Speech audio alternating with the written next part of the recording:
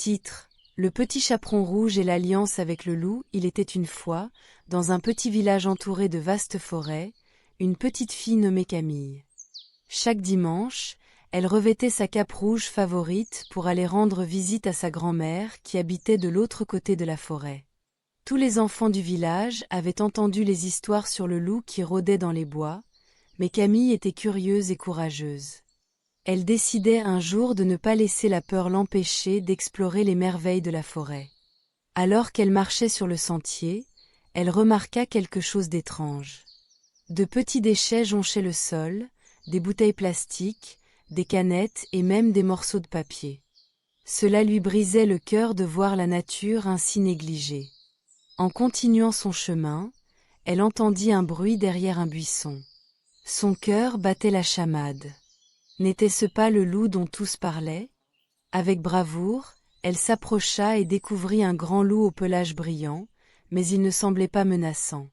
Au contraire, il était occupé à ramasser des morceaux de plastique avec ses pattes. Camille, surprise, s'adressa à lui. « Que fais-tu, grand loup ?»« Bonjour, petite, » répondit le loup d'une voix douce. « Je suis en train de nettoyer la forêt. Les humains jettent trop de déchets ici, et cela nuit à mes amis, les animaux et les plantes. Je suis en réalité un défenseur de la forêt, pas un prédateur. » Camille ne pouvait pas croire ce qu'elle entendait. Elle avait toujours cru que le loup était un monstre, mais elle découvrait maintenant qu'il avait un grand cœur. « Mais que puis-je faire pour t'aider ?» demanda-t-elle. Le loup, souriant, lui dit « Si nous unissons nos forces, nous pourrons sensibiliser les enfants du village. Ensemble, nous pouvons leur montrer l'importance de prendre soin de la nature. » Excitée par cette idée, Camille proposa d'organiser une grande journée de nettoyage dans la forêt.